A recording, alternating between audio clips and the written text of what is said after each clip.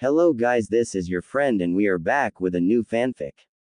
Which is What If Naruto Has Harem with Hinata, Tsunade and Anko Part 1. And if you enjoy this fanfic, then please press the like button and subscribe to my channel for more fanfic like this. And now let's start the fanfic. The sun rose over the village. The 5 faces on the Hokage tower beam under the amazing bright rays provided by the potent sun. These aforementioned beams also affect the face of a blissfully sleeping teen that promptly rolls over. He grumbles as the alarm clock goes off, and with a flick of his hand, the alarm clock is sent flying into the wall before it breaks. "I'll fix that another time, foolish alarm," the teen mumbled.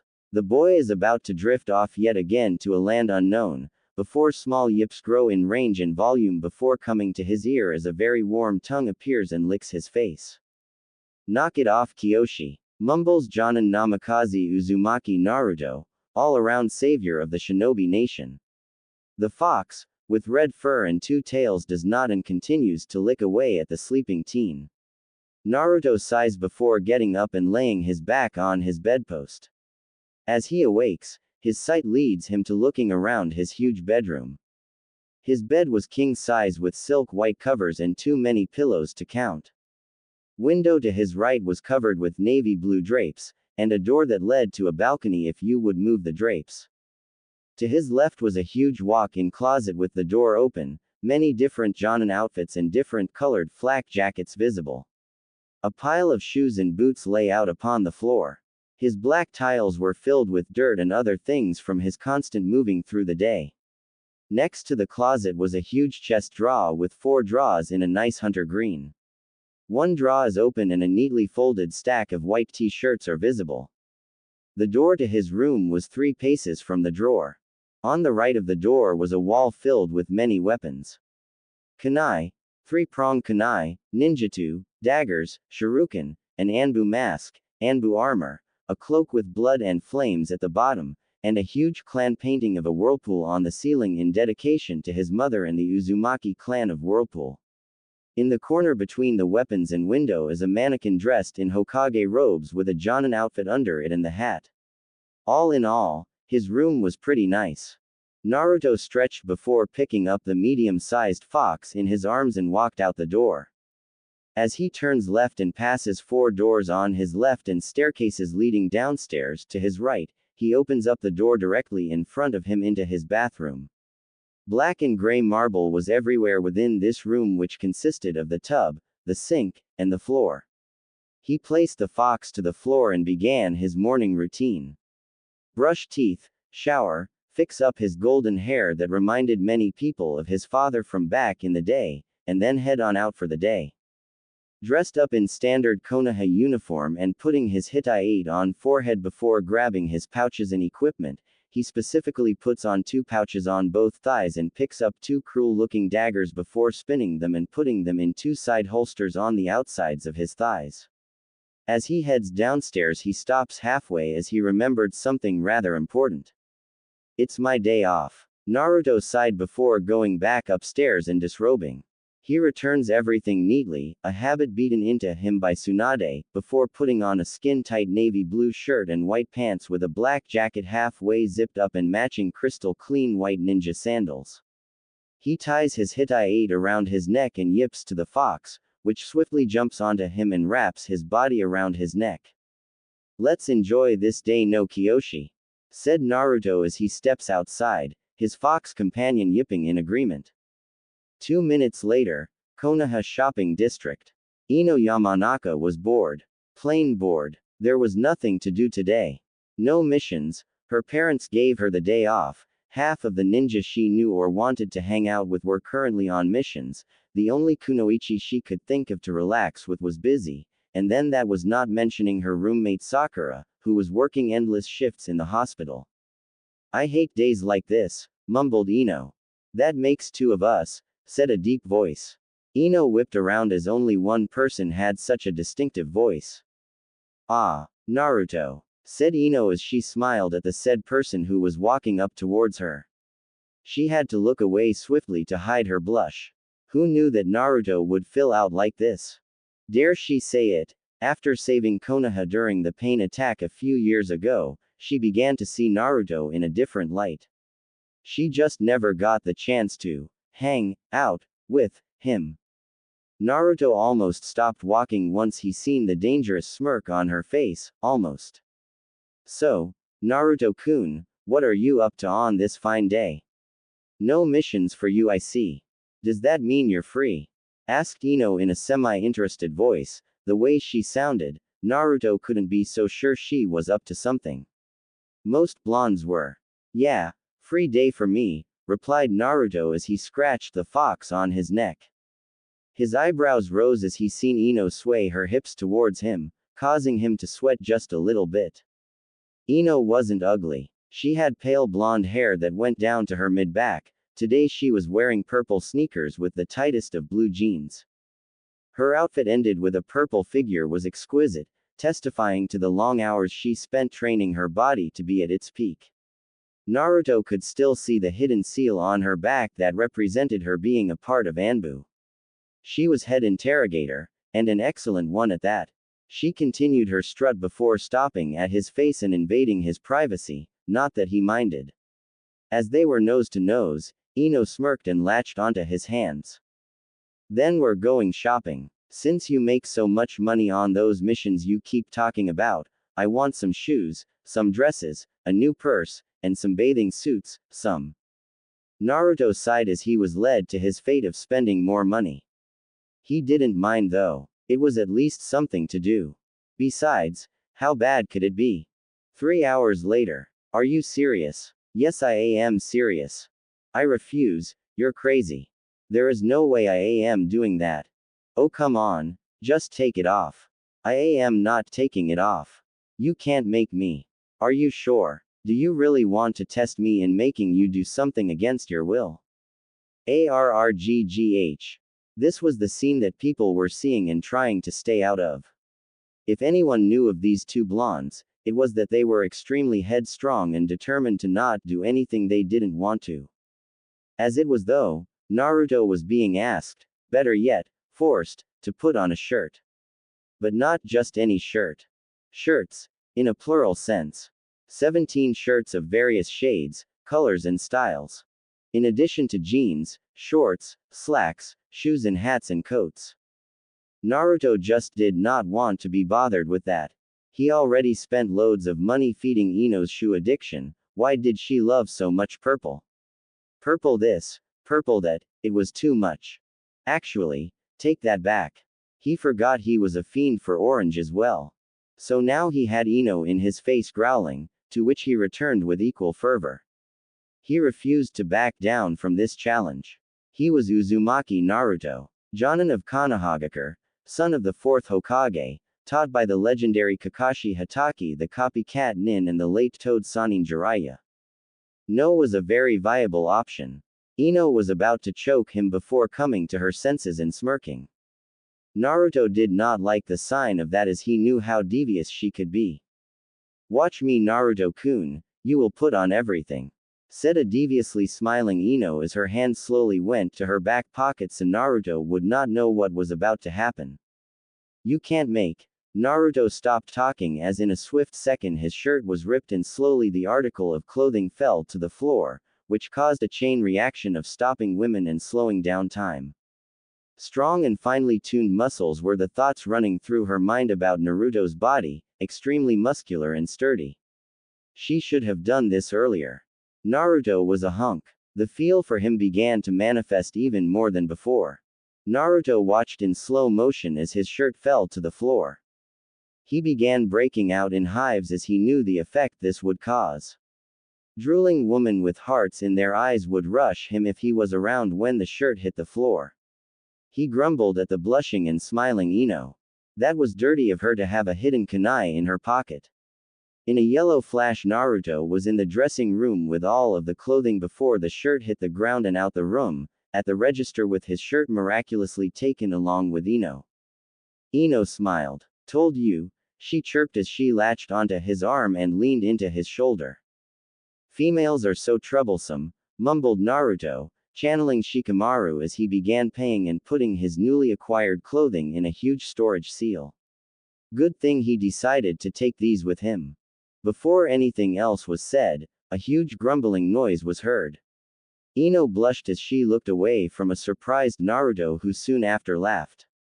"Let's go to my place and get some food," said Naruto as he led her to some food. Ino blushed at that but said nothing as she knew he meant strictly food. They were friends, sort of. Ino blanched at the thought that she really didn't know much about Naruto. All these years of watching him make a fool of himself, asking Sakura on dates, pranking the teachers and being a loudmouth. Who knew he would be becoming one of, if not, the strongest shinobi in Konoha? She smiled. Time to ask questions and learn about Naruto. Fine by me. So, Naruto, what do you like to? The two sat by the pond in Naruto's estate watching the goose, frog and sunset while enjoying some sandwiches that Naruto's clones whipped up.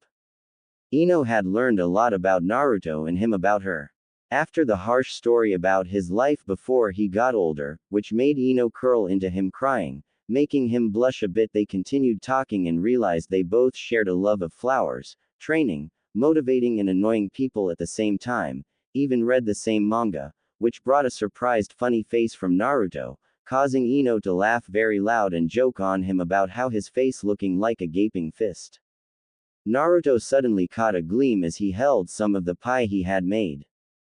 "Hey Ino," Naruto said, as he discreetly cocked his hand, holding the pie back.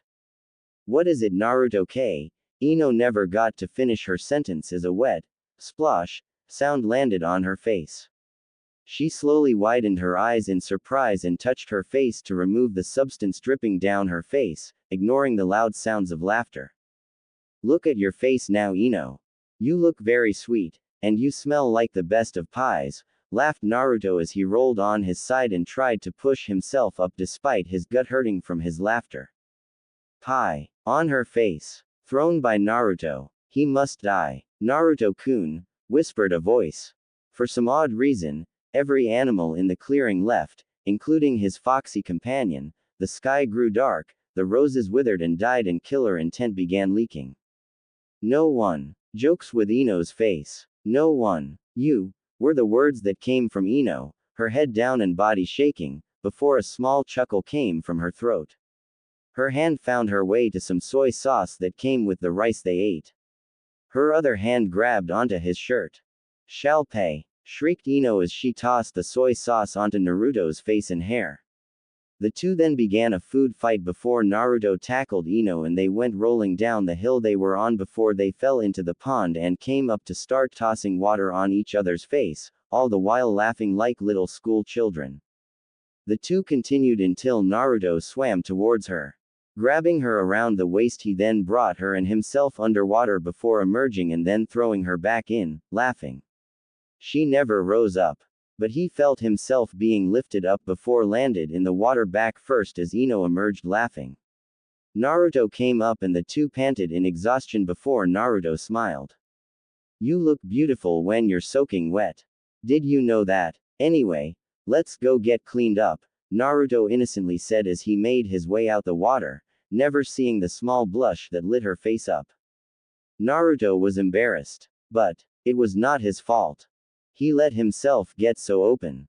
Well, his eyes and mouth anyway. And the bottle of water he had in his hand was definitely making a puddle at his feet. And his face felt hot. Was he coming down with a fever? He doubted it. His reason was simple. The person coming down those steps just might have made time freeze with such a simple amount of movement. He would start the description with her hair. Her usually pony tail was abandoned and was wild and untamed, giving her a very exotic look. Her eyes were shining under the lowering sun as it reflected and showed mirth, humor and mischievously. But the fact that the white shirt she had on was his old shirt from when he was 12, even on her it was big, but somehow hugged to her curves and made her look so beautiful. Then were the shorts that stopped at her mid-upper thighs. These were also from when he was 12. They were a nice shade of green and in his pocket, as he never took it out, was a small gem he had found exploring the forest after a training session. Even in simplicity, Ino looked stunning. At that moment, the one thought that ran through his mind was, "Sakura who?" They truly did not know what happened, but it did. They had talked the night away. It was now 12 in the morning. Luckily, neither had a mission in the morning. The two sat on Naruto's couch and talked some more about things, about Naruto learning his heritage and learning about family. What kind of jutsu was he learning? What kind of people had Ino had to interrogate, as she was now head of interrogations after being an apprentice under Ibiki. The conversation led into the night before Ino headed to her house. She knew her roommate would ask her questions if she got home any later. Naruto walked Ino home, telling her to keep all she had on and giving her the scroll that held all of her shopping items. As they walked through Konoha, the village was somewhat silent but still bustling with nightly routines and activities as people stumbled out the bar or were heading to the clubs.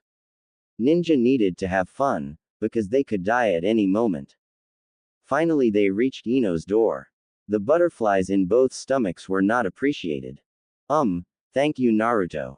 Ino finally said as she turned towards him. Naruto smiled. Anytime. We should do this again. Throwing pie in your face was truly the best prank I have done in years. Naruto said, chuckling, to which Ino punched him on the arm playfully before she invaded his space again, and wrapped her arms around his neck. His breath hitched and his body automatically felt warm and accepted. We should do this again, Naruto-kun. This is the most fun I've had in months. Ino practically purred into his ear playfully as she released him and headed to her door, pulling her keys out. Or would have had she not remembered that her keys were in her jeans, which were in the scroll. But felt something poking out of the pocket. She decided to look at it later. A little embarrassed, she knocked on the door knowing that Sakura was up. Have a good night, Ino, Naruto said with a smile as he retreated down the steps and made his way down and back to his mansion. Ino watched him go. It was always the same image. Him going into a fight, him going to avenge the dead of his fellow nin back against Kakuzu, him going off to face Sasuke. She was always watching him walk away, but now, after today, she wanted to walk with him. Be with him. She wanted Naruto. Naruto Uzumaki Namikaze headed upstairs to change his outfit yet again, his small fox yipping in laughter at his attitude towards it. This was the 4th time in 2 weeks that he forgot. I should really put these things on calendar, you know. Naruto muttered to himself as he came back downstairs wearing a navy blue versus neck shirt with gray cargo pants and the standard ninja shoes. Kyoshi wastes no time jumping up and wrapping around his neck as Naruto decides to put his Hitai on his arm this time. Alright, now let's go get some ramen, Naruto said as Kyoshi licked his face in agreement. Hokage Tower. Tsunade Senju. God, I'm Hokage of the Great Konoha. The third and still alive member of the Sannin, powerful strength and incredibly sharp mind and the best medic nin in the whole of Konoha and possibly the elemental nations. Sake, Gamruto Suki, HMM Grilber, was asleep and mumbling incoherent sentences currently. Yes she was. Leave a message after the slam. Tsunade lifted her head up in a rush as Shizune came in, hiding her giggle. Tsunade-sama, the ambassador for Kumo has arrived.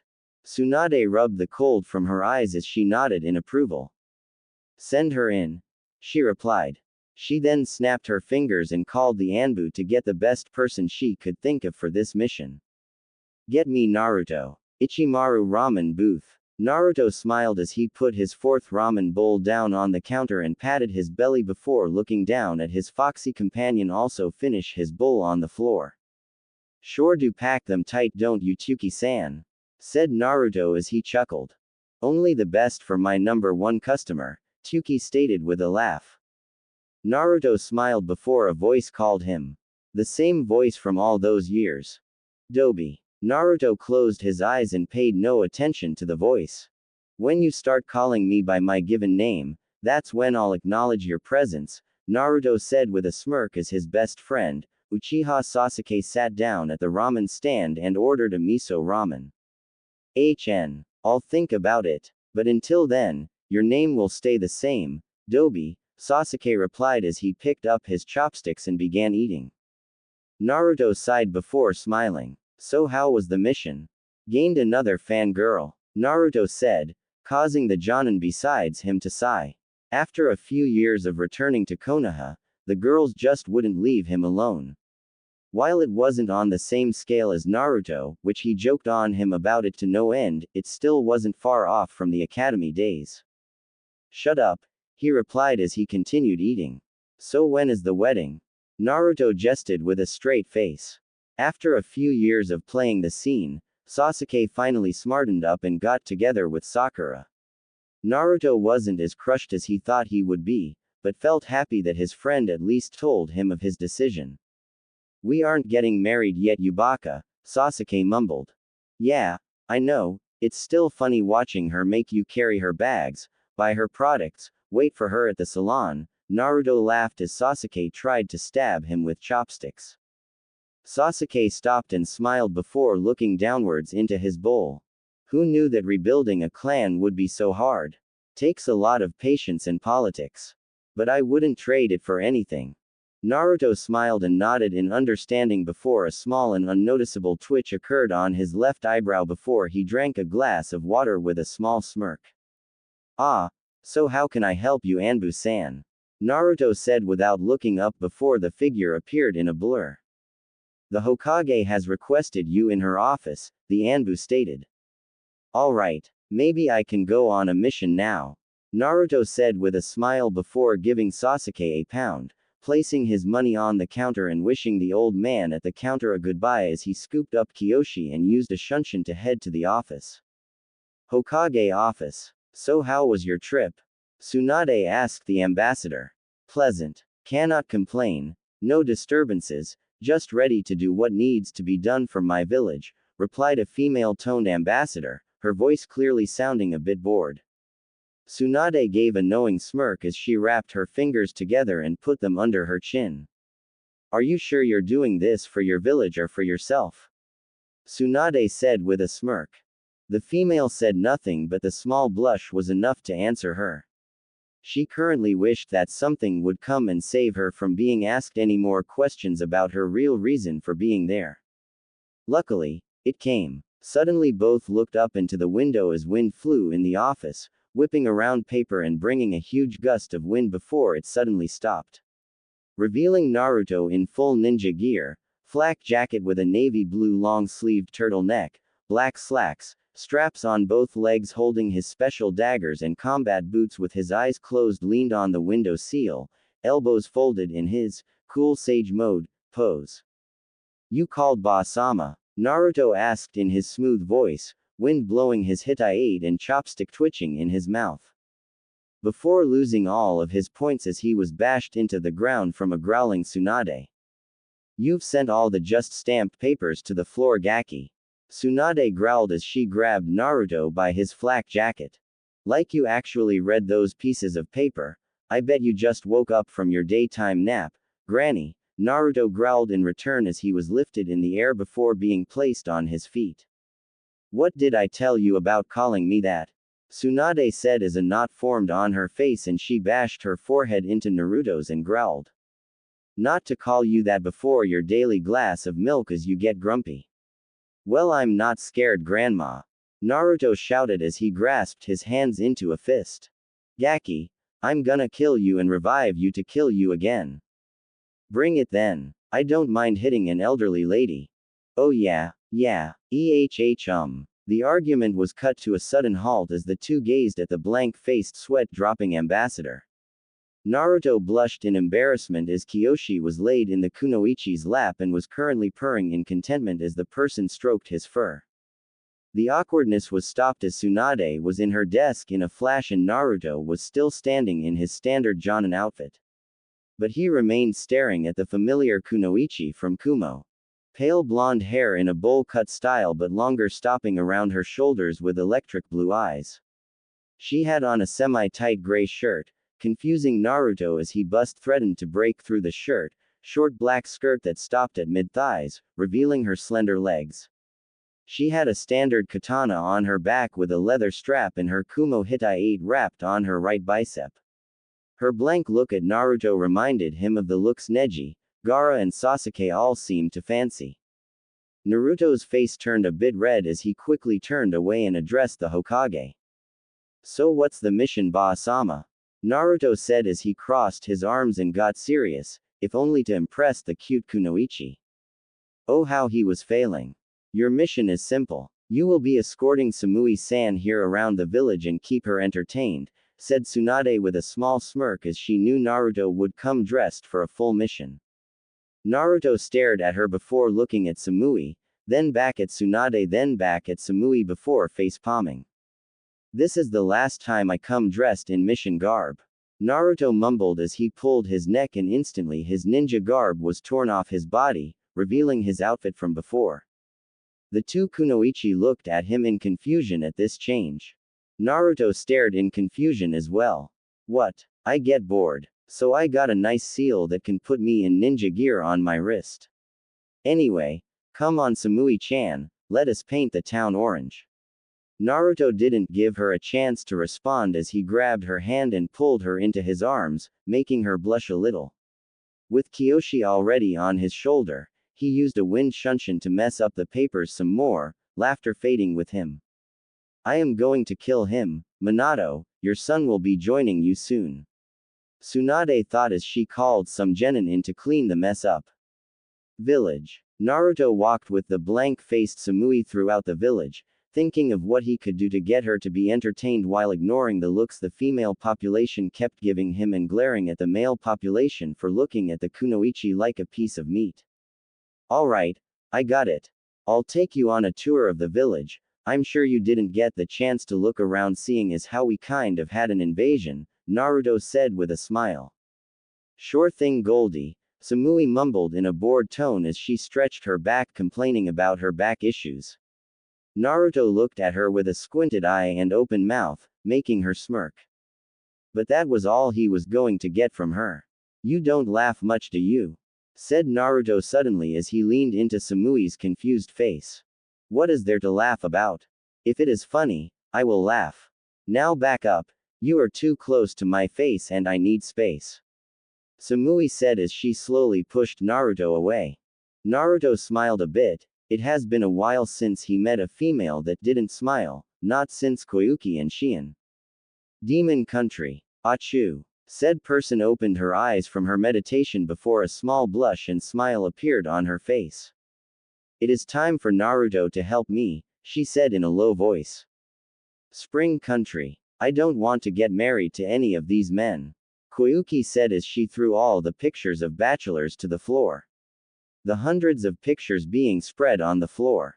She finally turned to the advisor who looked at her in surprise.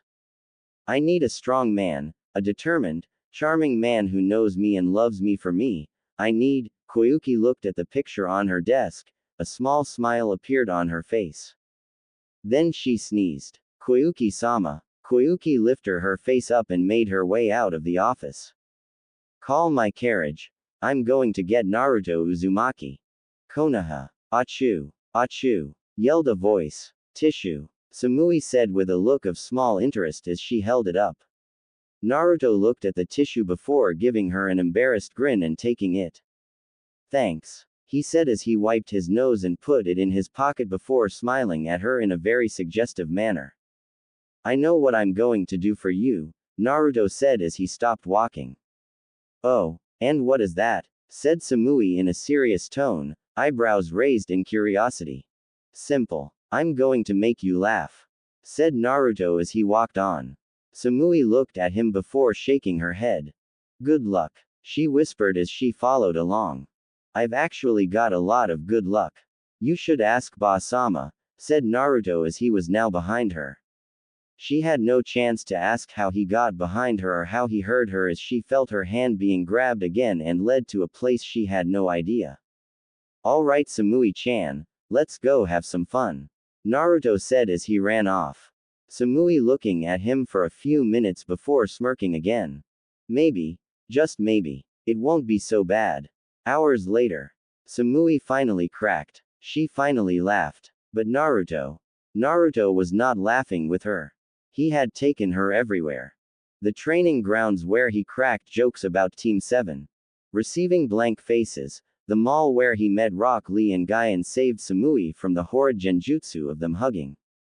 The shopping districts, where he cracked jokes about his old outfits. The arcade, where he beat her in every game. The academy, where he told her of his class clown tendencies, producing a loli's murk, then went to Ichimaru's for lunch, trying to get her to laugh by playing around with his food, and now they were back at his house and all it took for her to laugh was for him to slip on a banana and crash down a flight of stairs.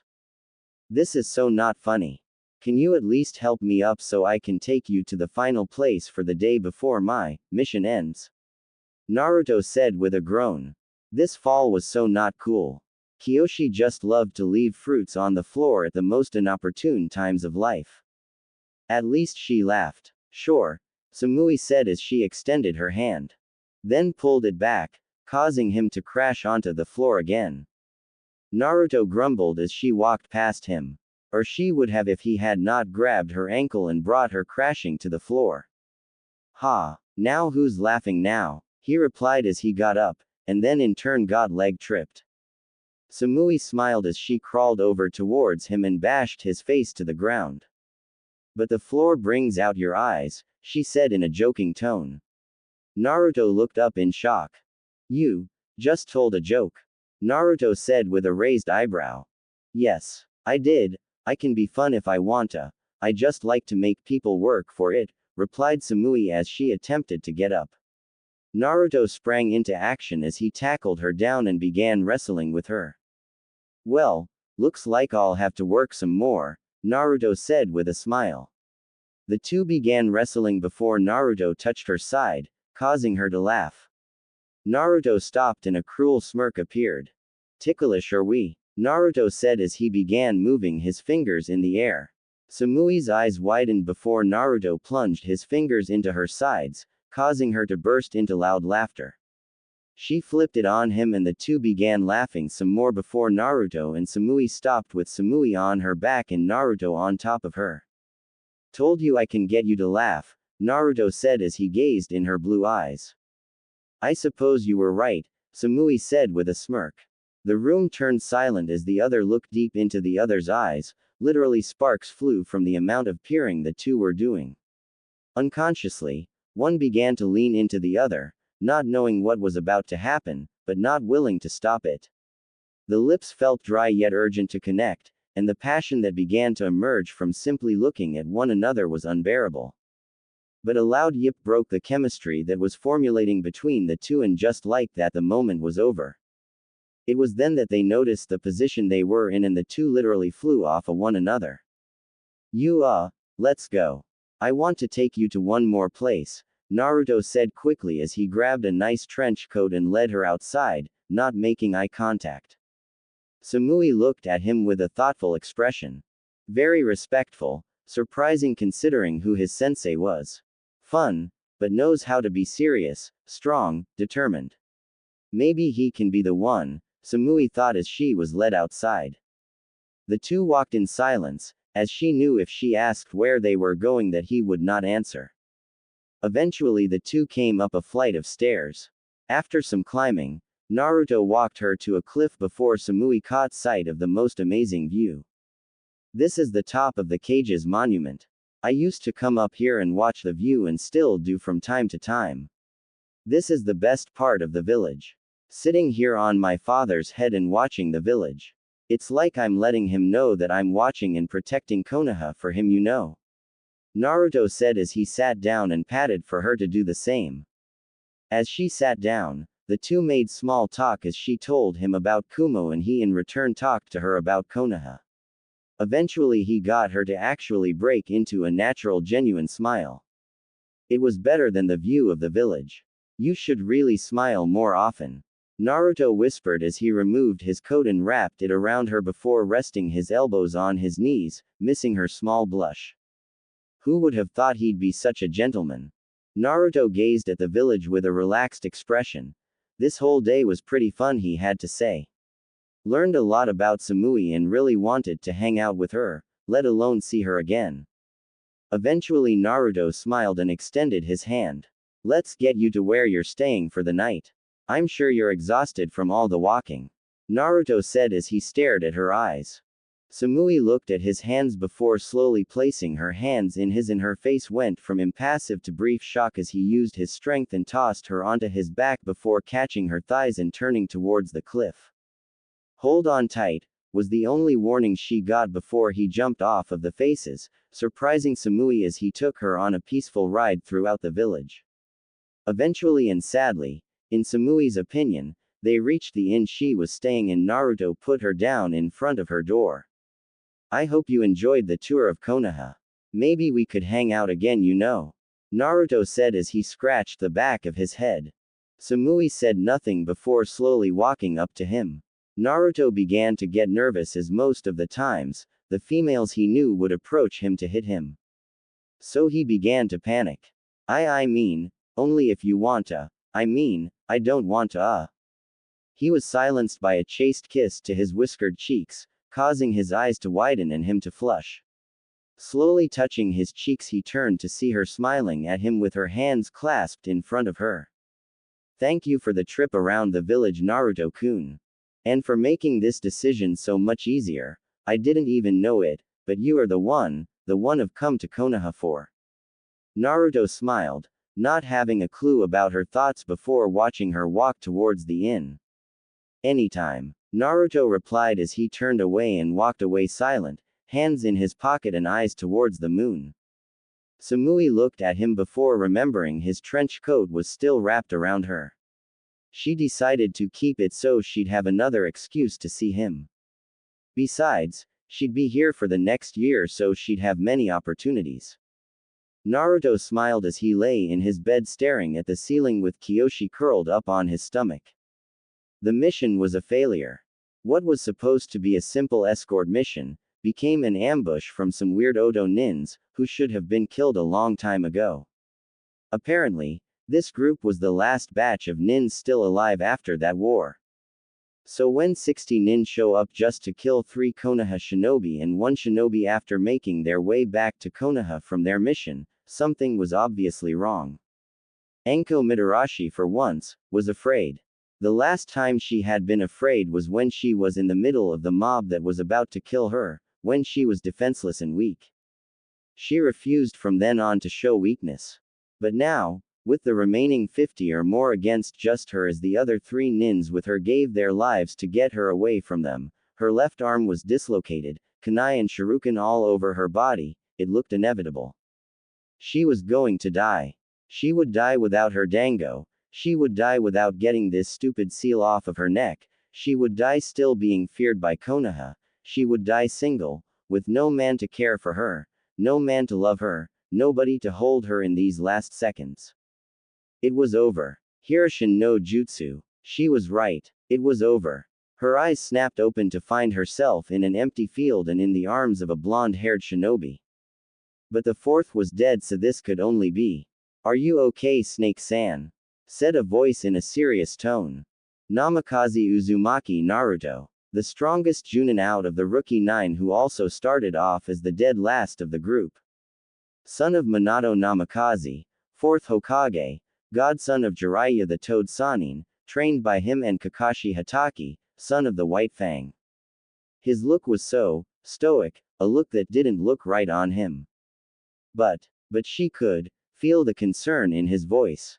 What happened? Was Anko's simple response as she gazed into his cerulean orbs that were fixed on her. Then a smile appeared. Oh, that's easy. I was patrolling this area, seeing as how we have taken over Rice Country, when I came across 3 dead Konoha nin and 8 dead Odo nins with 2 on the brink of death. I interrogated 1 and then sent both Kunoichi to Konoha for treatment and further interrogation. Then I found you curled up in a ball with about 40 nin about to kill you. So I did my awesome jutsu and killed or disabled them, then went to Konoha to ask for reinforcements, then came back and grabbed you, and now we are outside of Konoha about half of a mile. You're very injured, so I had to stop here, otherwise you'll possibly die with the speed I was going and the amount of blood you're currently dripping. It's pretty late, so we should prepare firewood, Anko-san, don't you agree? Said Naruto all in one breath. Anko was floored. She wouldn't let this opportunity go to waste. She was alive. She had a chance to eat dango, to shower again, to live again. 2. Anko gazed into his cerulean eyes again, and her eyes watered. The last time she cried was in the arms of the Sandaime Hokage when he gave her a chance to be a ninja again. When she threw him to the floor and bawled in his Junin flak jacket and felt him rubbing her back and telling her it was okay, she knew two things. She was crying again and she wanted to be held by him. When Anko came to, she found herself warm and comfortable. She looked around to find herself underneath a warm knapsack in a tent with the sound of burning wood. I see you're awake, I hear. How is everything? Said a voice that Anko knew was Naruto. Better, was her simple reply as she slowly crawled out her tent. Or tried to. Pain shook through her body as she gasped in shock. In 2 seconds she felt strong arms hold her shoulders. You're in a lot of pain right now, Anko-san. Moving on your own is not possible right now. Let me help you. Naruto lifted Anko into his arms bridal style and set her down next to a tree before sitting on his log, not seeing the small blush that appeared on her face. When was the last time someone did that for me? She asked herself. So what happened? Naruto asked after passing her a ration bar that was ramen flavored. Anko inwardly shrugged as she ate the ration and told her the story of what happened with the escort mission and the ambush. Naruto nodded in contemplation. We'll be heading to Konoha in the morning. I'll take you to the hospital where they will fully heal you, and then I'll take you to the Hokage's office so you can report the mission. But since you're awake, I was looking at that seal. Naruto raised his eyebrow a bit when he seen her hand unconsciously move towards her neck. To feel nothing. I took it off. I don't know how long you had that on, but it couldn't have been for a good cause. It's a good thing we have the originator of that seal in Konoha, and I happen to have the chemicals needed to release the seal on you, but your seal is gone. Naruto said as he looked into the sky with his hands behind his head, leaning on the tree. Anko was scared. This couldn't be happening. This had to be a dream. Kai. Nothing changed. Could it be that the man she was looking for to care for her, protect her, be there for her, was right here? Was Naruto? Anko slowly tried to crawl over to him as he continued to peer into the sky with his eyes opened. She needed to do this. Naruto was busy looking into the stars trying to figure out what was going on with his life. First Akatsuki was finished. Sasuke was still alive and was made back into a Konoha shinobi, a Junin at that. He was instated as the Namikaze clan heir, and then things took a turn for the worst when Naruto felt a hand grasp his flak jacket. His eyes immediately locked onto Anko, who looked to be straining herself crawling towards him. He froze. He had never seen such a look in her eyes. He had seen mirth. He had seen fear when those nin were about to end her life. She had seen amusement when she thrown that kunai at him back in the Chunin exam, but this look was unexplainable. So he did nothing when she grasped his jacket and pulled herself up to his face and hugged him, continuously thanking him. When she released him, she laid her head on his chest and whispered for him to hold her. He did. For once in her life, Anko felt home. Naruto felt differently. He felt complete. We are close to home, Anko-san. Naruto whispered as she nodded on his back. The two awoke in the morning in each other's arms. Somewhat awkwardly, they let go and cleaned up the campsite before Naruto told her to get on his back and they would travel back to Konoha. The whole trip the two just talked. Naruto could see her old self coming back as she mercilessly whispered about how she would feed him to her snakes if he uttered a word to anyone about what happened in the forest. Naruto quickly agreed. As they came up to the gates, laughing and talking excitably like old friends, the guards Kotetsu and Izumo had to wonder what happened to Anko, as she would always come back barely scratched and fingering a kunai. Not on the back of a shinobi, looking quite bruised and hurt. The main question, as the two passed by them without a word, was, "Where is her curse seal?" Izumo asked Kotetsu. Kotetsu laughed as he watches Anko try to choke Naruto from afar. Naruto is just like his father. He's a seal master. So I'm thinking he removed it. He replied, looking towards the fourth Hokage. Izumo was silent before he chuckled. That makes sense. I'll kill you. I'd like to see you try Cobra-chan. Shikamaru sighed. There the two went again. Ever since Naruto brought Anko to the Hokage and Tsunade ordered that she was to heal under the watch of Naruto to see if any negative reaction would occur from the removal of the seal, and until she was back to full health, the two would be screaming at one another and then act like nothing happened in seconds. This was only the second day. Troublesome, you two sound like a married couple. Shikamaru said, sitting on the couch as he watched the two butting heads and growling at one another. Like I would wanna marry him, her, they simultaneously screamed before noticing the other say the same thing. What you say? Stop saying what I'm saying. You're doing it again. The two continued saying what the other was saying at the same time. Shikamaru just wanted to hang with Naruto and play shogi, maybe stare at the clouds, things like that. Now, he just wanted to solve this issue and go back to relaxing. Look, it's obvious both of your prides won't allow you to admit that you enjoy one another's company, being the way things usually occurred when you trust others, seeing as how one of your senseis defected and abandoned you and another's best friend tried to kill him. But I am pretty sure you both know how to trust others and not be like the people that hurt you, so just get over it and admit you want to be in the other's life. You two are too strong to be acting so foolish. Get over it. Anyway, I am going home. By the way, Shikamaru moved one piece to finish the game and left, lighting his cigarette before opening the game and blowing it. Checkmate. Spelled out the smoke. I need to learn how to do that. Naruto mused to himself before sighing. He's right, Naruto said as he sat down next to Anko. I don't mind having you as a friend. I think it would be a good friendship, seeing our past has some similarities.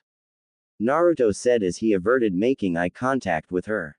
Anko was silent before breathing in and out slowly before grasping his chin and looking at him. Well, first, friends look one another in the eye instead of blushing and looking away. She said with a smile as Naruto turned red in embarrassment. Sorry. No problem. Look, I am willing to be your friend as well, it's just a lot to take in right now, so forgive me if I'm acting out. No one has ever done so much for me for no reason, and the last person that did. Naruto knew what she was going to say and shook his head in disagreement. I will never abandon you. Anko could see the determined look in his eyes and knew he wouldn't. Good. Now hold me again, Anko said as she crawled into his laps. Do friends do this? Hold one another? Naruto asked in a low voice. It had been years that he longed to be held.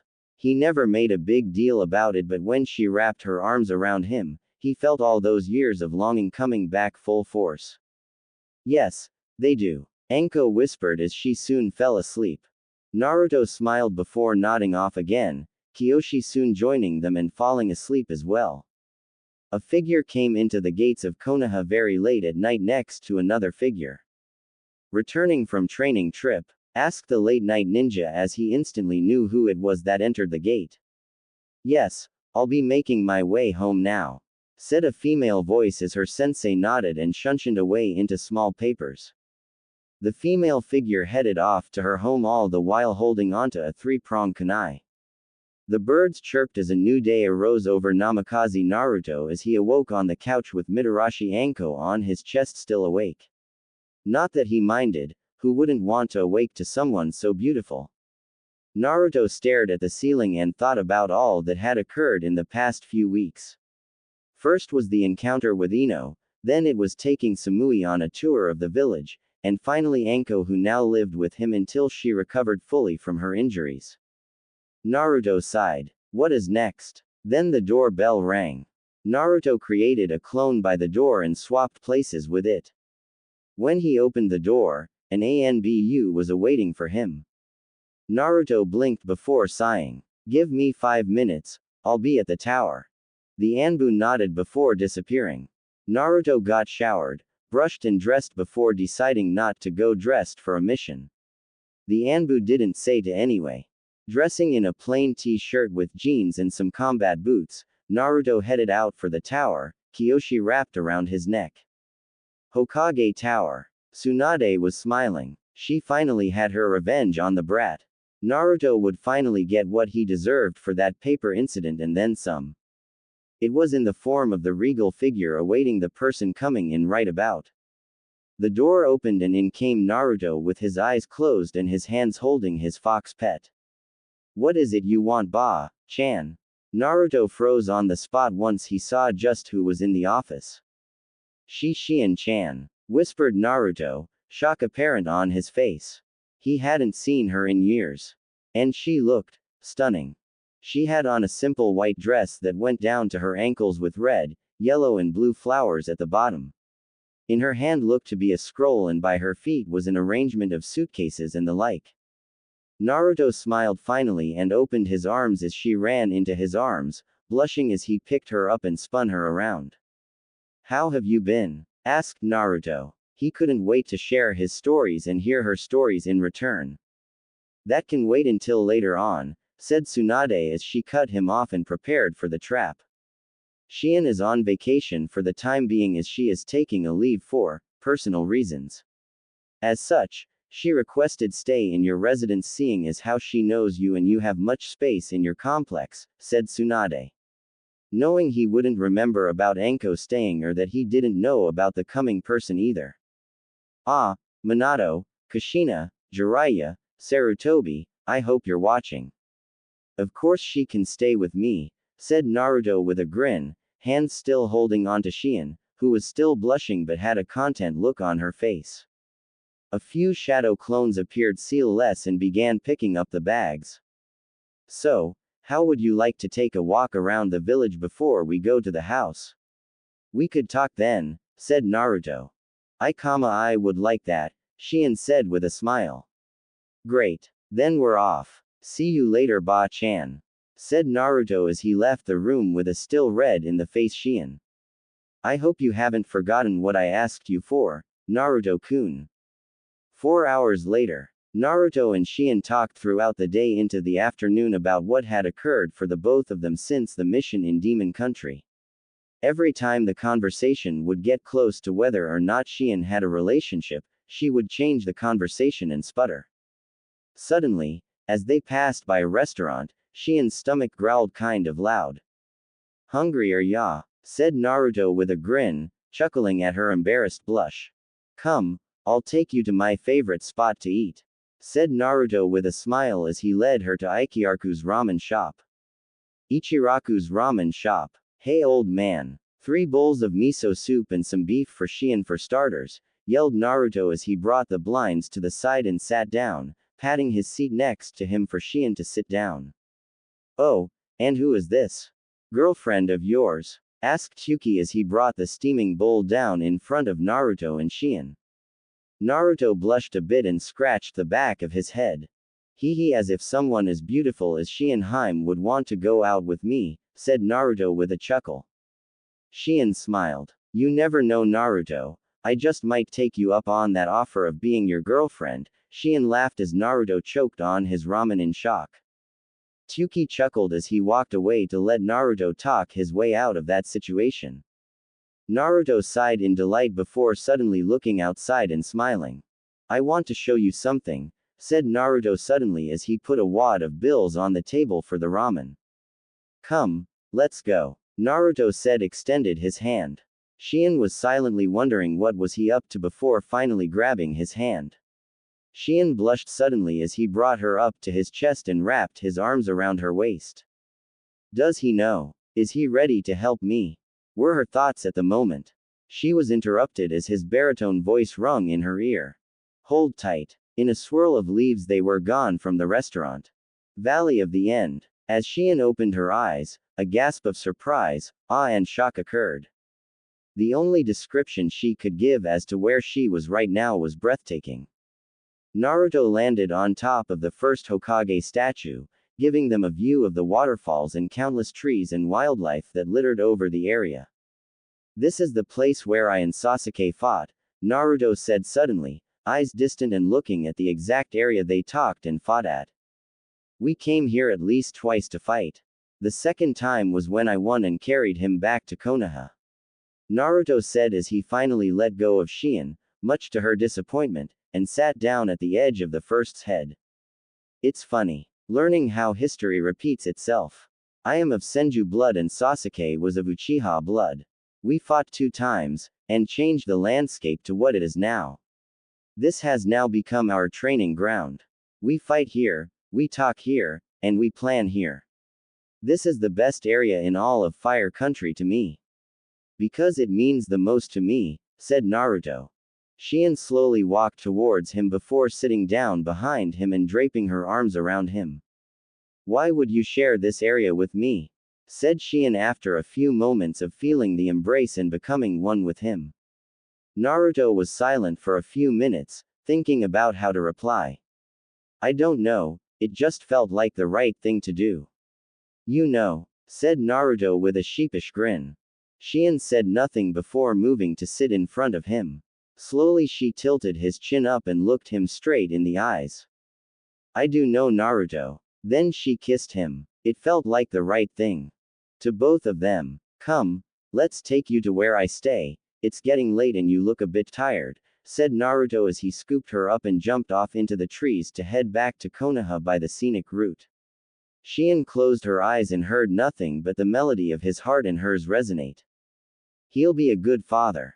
He's so thoughtful, strong, and he cares. I knew he would be the one. I need to tell him what I meant back then, but when? How? Namikaze residence. Anko. I'm home, yelled Naruto as he came into the house, Shion following behind him.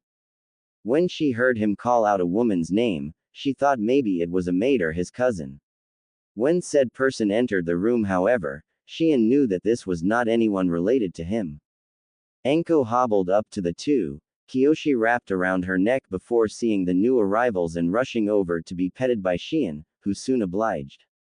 Ah, good to see you're awake still. Anko, this is Shion, priestess of. Ex-priestess for the moment Naruto-kun. I'm on vacation, corrected Shion as she stared down Anko with a bit of fear, wonder. Naruto couldn't tell.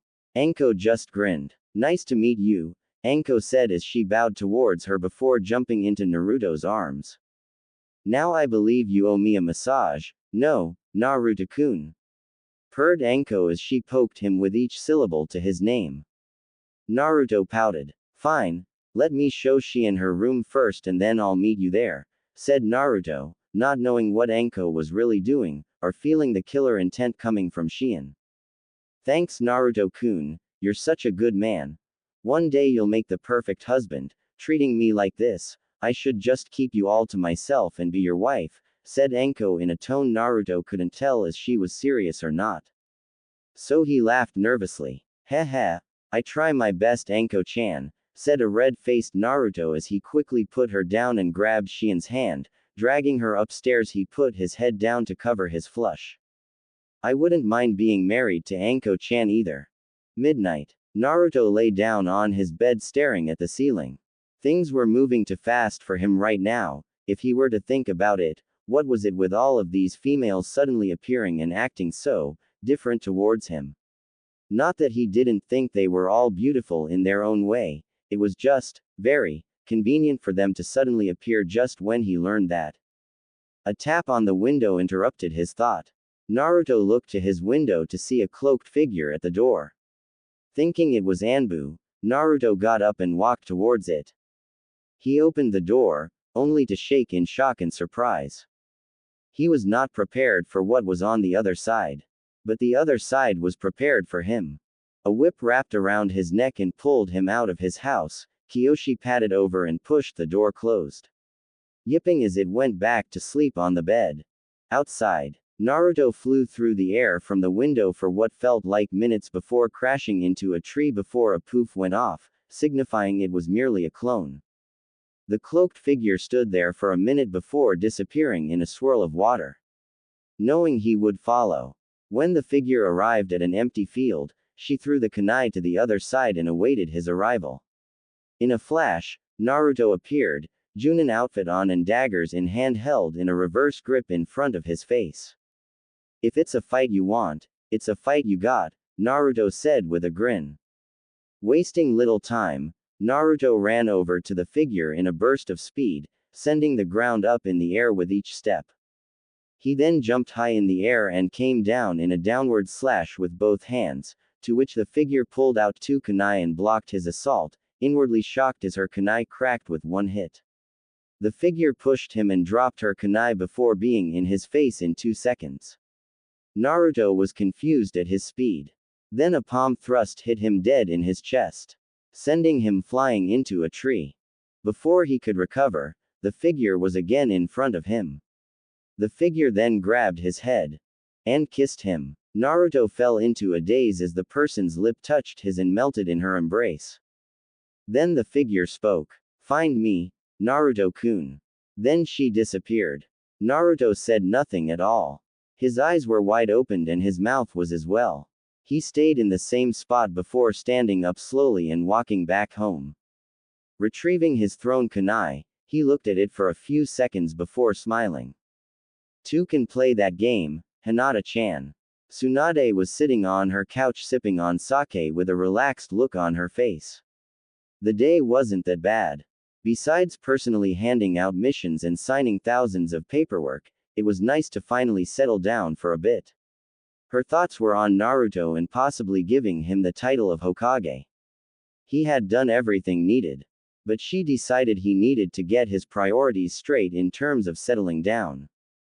Speaking of such a thing, shouldn't he be here by now to discuss what happened?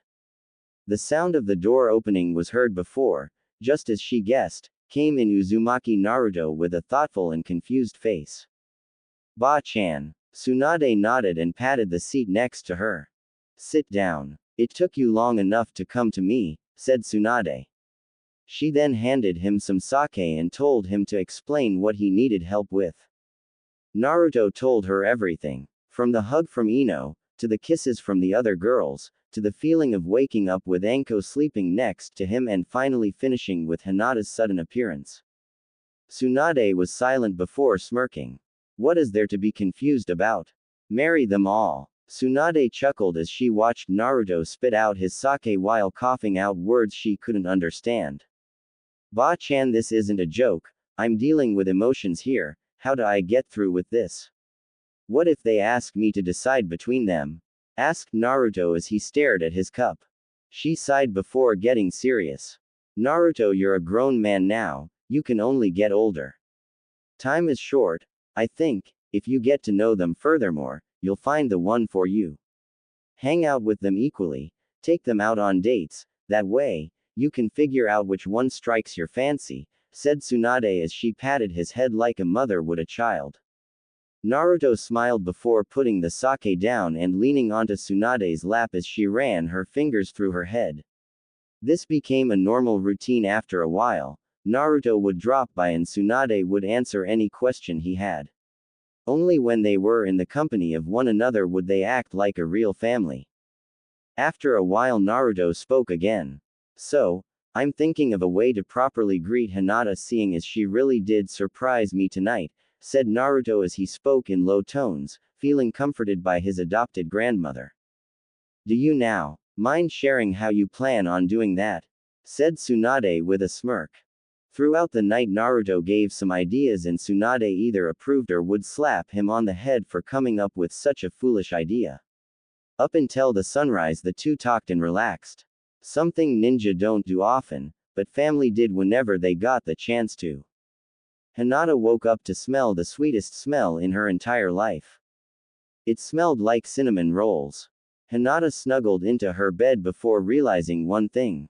She didn't eat cinnamon buns, hadn't eaten it in a year ever since she left for her special training program with Konan-sensei. She suddenly sprung out of bed to find an assortment of cinnamon rolls displayed over her dresser in a box with a note on it. As she picked up the note, she suddenly smiled. "Dear Hinata, by picking up this picture, you have begun the Hinata challenge. The trials you will endure involve your personality and all the special attributes that make you who you are. Taking one bite of these cinnamon rolls will make your first letter equals heavenly. If you would channel chakra into the bottom of this note, you will be led to the next challenge and note. Enjoy the sweets first, they're handmade. Sincerely, the sage." Hinata smiled sweetly as she read the last line before deciding to eat her breakfast. Taking up a orange frosted roll, she took one bite and felt like she was on cloud nine. These were amazing. Faster than Naruto eaten ramen, the entire roll was finished before Hinata decided to save the rest for later. Getting ready to leave for her hunt for the next clue, she channeled chakra into the note and giggled softly at the next clue before leaving the Hyuga mansion to do the next challenge. Konoha Stadium. Hinata walked to the front doors to see a weird seal on the entrance. Not recognizing it, she deducted that it was something not for regular eyes. As she put her Byakugan on, she read the seal before walking up to it and putting chakra through the seal. The doors opened with a click and Hinata opened the door to find 100 smiling Narutos in different outfits, styles and sizes. Hinata marveled at the sight and if she was herself 4 years ago, would have fainted already. But after confessing her love to him, this was just a walk in the park.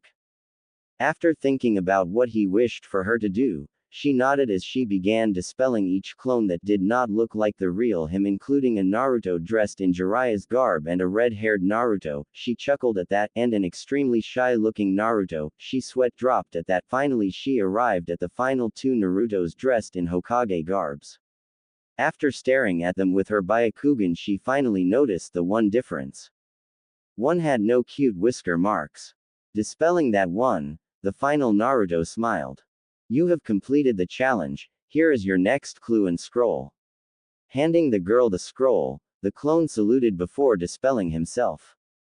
Hinata opened it up. Congratulations. You have completed the intelligence challenge.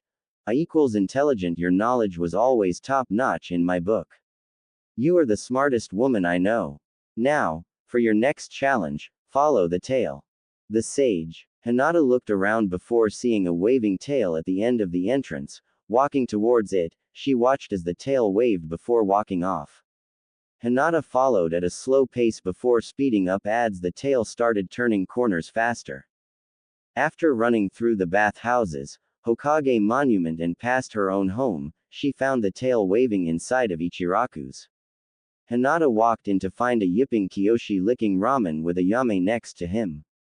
Ah, Hinata-san, welcome back. Nah, I mean, the sage wanted me to give this to you.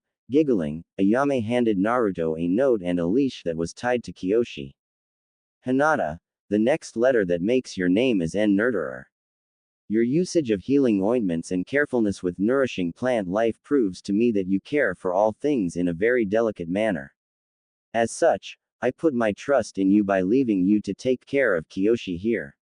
Nourish him, train him, feed him, teach him, because this quality is one I have learned how to do from you, so why not let the teacher show the student how it's done? The sage. Hinata smiled before taking Kiyoshi for a walk after he finished his ramen. Academy. After taking Kiyoshi back to the manor, letting Hanabi rub its belly, feeding him some fine cuisine and giving him a bath, Hinata let Kiyoshi lead her to the academy and into the classroom of Iruka. Hinata-san. Right on time, I've been given this note to give to you, said Iruka with a knowing smile as he handed her the next clue. Hinata, your next challenge is to be aspiring. How do you do that, you ask? Simple. Everyone wants to be like their sensei. In some aspects anyway. As such, your challenge is to teach the kunoichi how to be the best that they can be. We wouldn't want another Sakura Ino accident now, would we? The sage. Hinata chuckled as she awaited her next assignment. The room filled with the students returning form playing outside. As they filled in their seats, many of the young students either looked at the Hyuga with the fox or some just ran up and petted the fox before Iruka got the classroom to finally settle down. Alright class, today we are in for a special treat.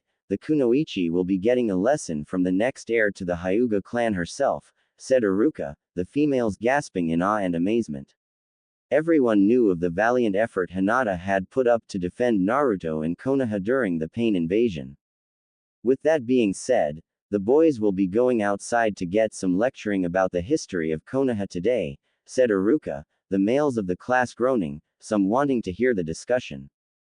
Slowly but surely, the class was left with the young women and Hinata, who breathed in and out to calm herself down. Well, being a kunoichi requires. Hinata closed her eyes as she remembered her times with her team and the missions and friendship to family feeling. It requires a lot of important bonding with your teammates in addition to being strong enough to defend both yourself and your teammate. To be a kunoichi of Konoha means that you fight not only for your village, but you're out there facing the evils of the world. You find that you will fight your hardest protecting whatever you held dear to you. If you hold Konoha dear to you, you'll fight for Konoha. If you hold your teammates dear, you'll fight your hardest. Did you mean it when you said you love me? I did, and if I had to do it again, I would. Because it's true. Hinata. I have to go, Naruto. I need to be stronger. Don't wait for me. As long as you're happy, Naruto-kun, that's all that matters. Hinata. Goodbye, Naruto-kun, my love. If you love something, you'll die for it. Being a kunoichi to me, meaning you will fight for what you believe, for what you love, with determination. Never give up. That has become my nindo. My ninja code, and as a kunoichi of Konoha, Hinata finally opened her eyes to see the room in awe and silent. Eyes filled with admiration. Just like her eyes, whenever she looked at Naruto. I will do my best to be the strongest I can be in order to make sure nothing happens to Konoha, Hinata finished.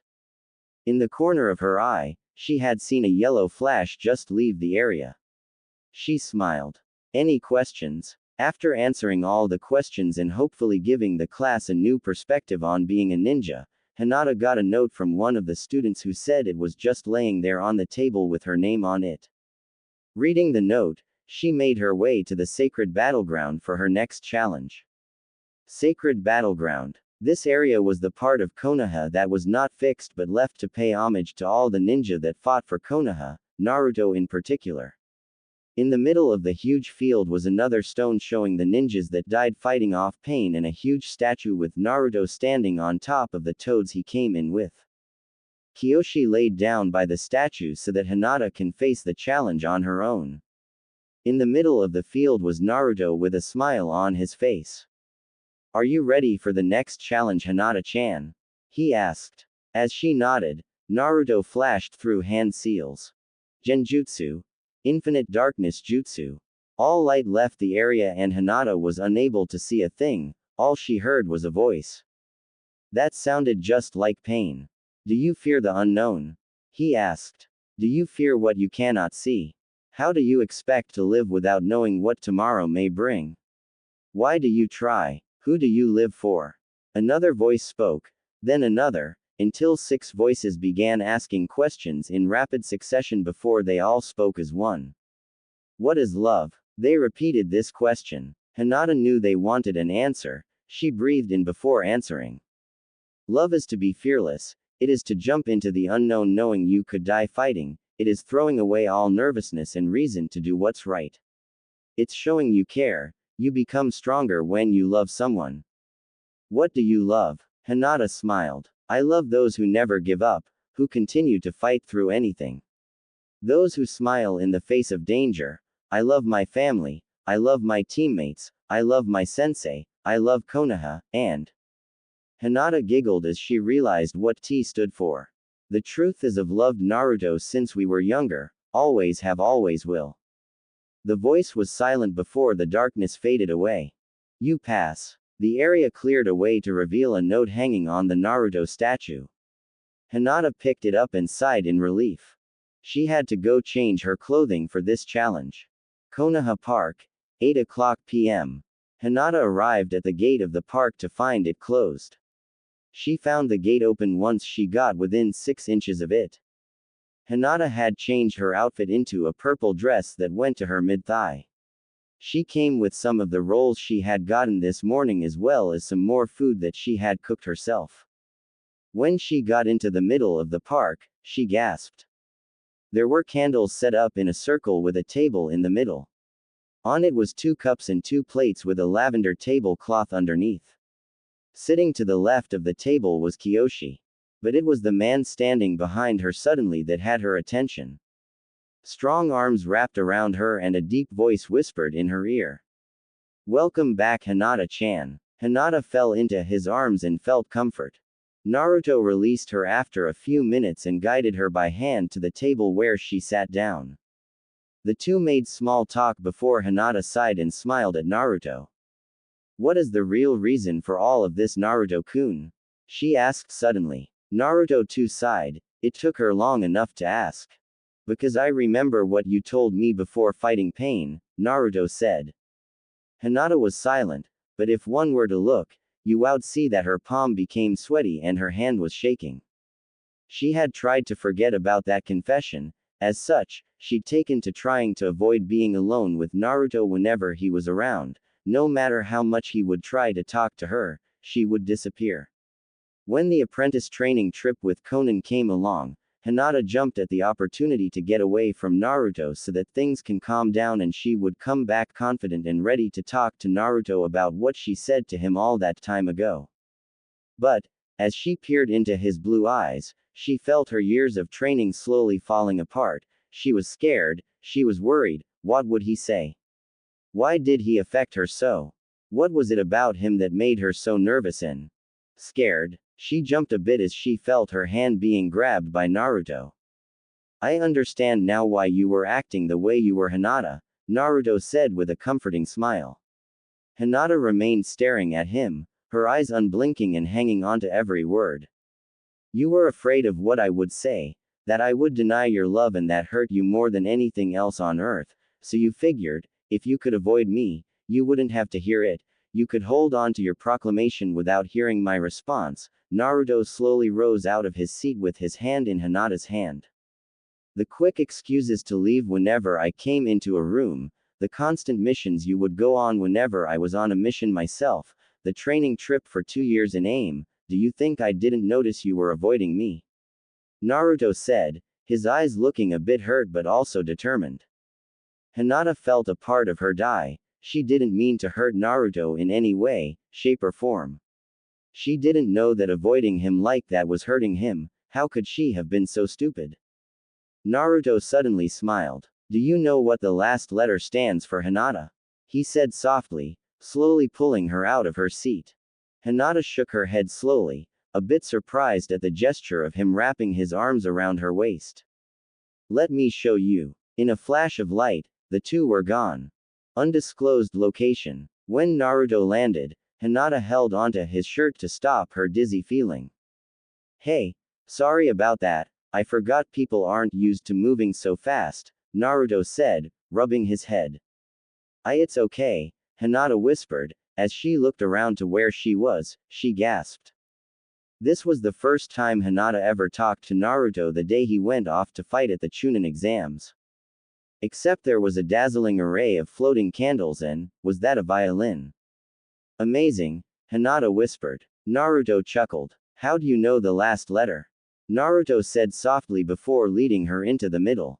There he held her right hand and bowed. May I have this dance? Hinata nodded and giggled at his antics. As they danced under the moonlight with the sound of violins, Naruto finished his thoughts and finally spoke.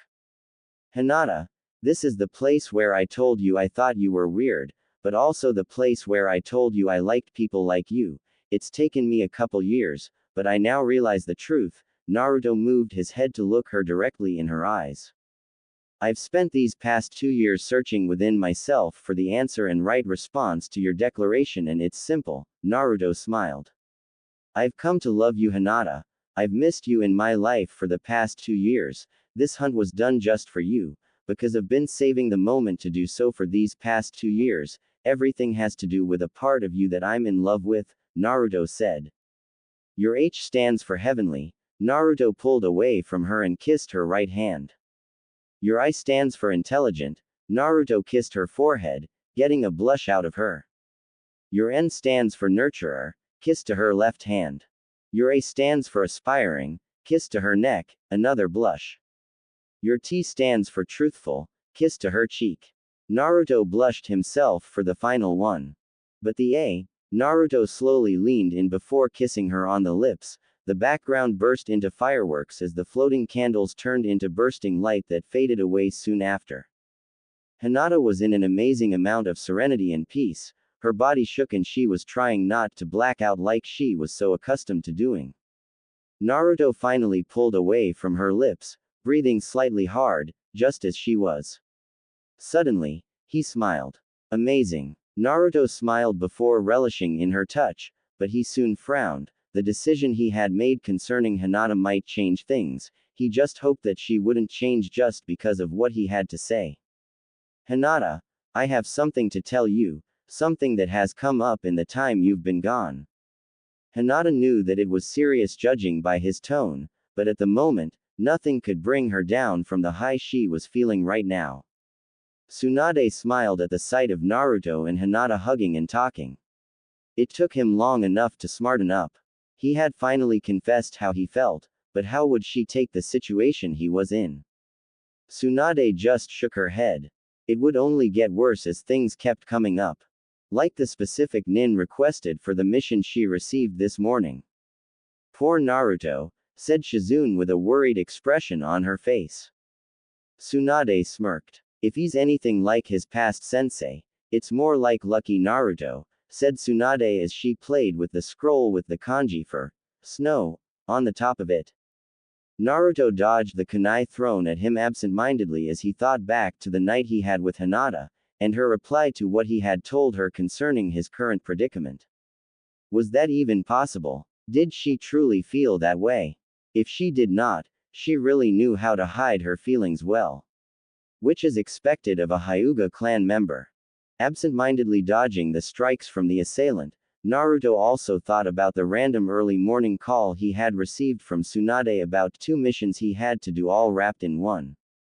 Apparently, Temari Subaku was in town and he was assigned to escort her to Suna before heading out to Spring Country to give a document to the princess while escorting her back to Konoha too. Naruto can look in the mirror and tell himself that he was dense. But this entire mission seemed a bit far-fetched to him. First of all, Temari has been going back and forth between Suna and Konoha for years now. What's the sense of keeping her company on the way there all of a sudden? Secondly, couldn't a Konoha Express Falcon deliver what he had and the princess be escorted by her own guards? Unless, of course, they specifically asked for him, that would be weird. But Naruto didn't care much. All he knew was he had to meet Temari in 6 hours at the Konoha gates to begin heading to Suna then Spring Country, and he really had no time to bother playing with this person that had been attacking him for the past 2 minutes. Ducking under a jab, Naruto grabbed the person's arm before moving into their personal space, back to their right side, before Naruto pulled the arm down, lifting the person in the air and crashing down onto the floor. Putting his legs to the other side of the person's face, Naruto secured his hold and had the person in an armbar lock, causing the person to tap his leg in pain. Letting go of the arm, Naruto rolled back up to his feet and grabbed Konohamaru up before ruffling his head. You'll have to do way better than that in order to defeat me, said Naruto with a grin as he dusted himself off and turned around to head back to the village. Konohamaru sighed as he walked alongside Naruto throughout the village. This wasn't the first time Konohamaru attacked him randomly and definitely would not be the last. Villagers seen it as a normal occurrence, so they did not bother with disturbing the antics of the last Sarutobi. So how was your mission? Asked Naruto to Konohamaru as they continued their walk throughout the village, nodding to female villagers and speeding up their walk as a crowd began forming. It was pretty easy. Simple delivery to Kiri. Nothing too special. Wish there was some action, but that's been lacking a lot often as of late, replied Konohamaru as he sped up his walk as a bunch of females were right behind him and Naruto and were whispering. I suppose that's. Naruto trailed off as he looked behind him and found a bunch of females looking right at him and Konohamaru. How did? Asked Naruto to Konohamaru, only to see the little brat running away from the scene screaming something that sounded like, "May the will of fire be with you, my brother." Naruto's sweat dropped before smiling.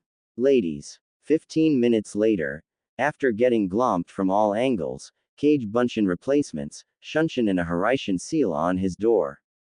Naruto slammed the front door of his house panting and sweating with his clothing looking like he ran through a shredder machine. His face and body also had many different colors of kiss marks. Naruto sighed in bliss at the escape he had managed to pull off. Taking his time to compose himself, Naruto made his way into the house.